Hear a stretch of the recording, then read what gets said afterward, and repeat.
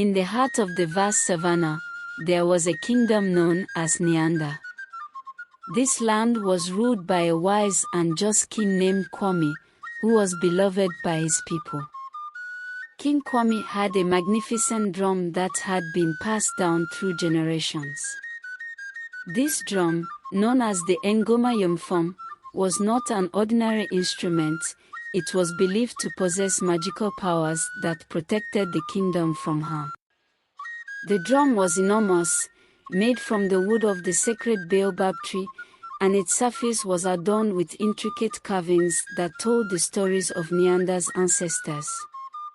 Its deep, resonant sound could be heard across the plains, and whenever it was played, the people of Nyanda would feel a sense of peace and unity. However, the drum's power was tied to a sacred tradition. It could only be played by someone with a pure heart, one who embodied the virtues of courage, kindness, and wisdom. King Kwame was the only one who could play it, and he did so only during times of great need. One day, a terrible drought befell the land. The rivers dried up, the crops withered, and the animals began to perish.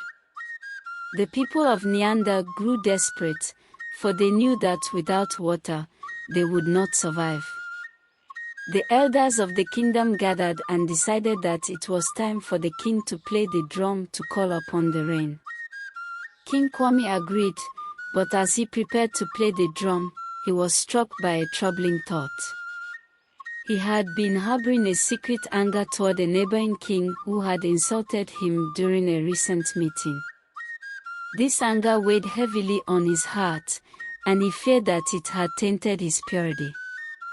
In the stillness of the night, King Kwame went to the sacred grove where the drum was kept.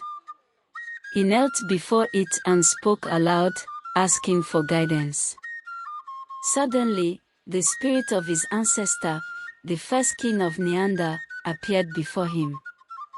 "My son," the spirit said, "the drum can only be played by one whose heart is free of malice.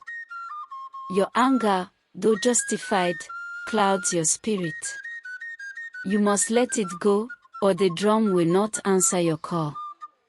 King Kwame knew what he had to do. He traveled to the neighboring kingdom the next day and sought out the king who had insulted him.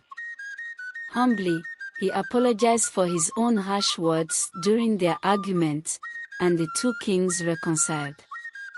With his heart now clear, King Kwame returned to Nyanda.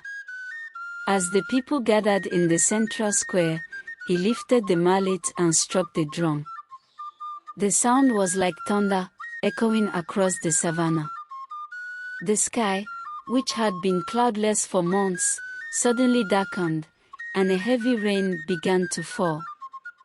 The people of Nyanda rejoiced as the drought was broken and life returned to the land. From that day on, King Kwame was known not only for his wisdom and courage but also for his humility and forgiveness. And the Ngoma Yomfom continued to protect the kingdom, its power undiminished as long as the heart of the one who played it remained pure.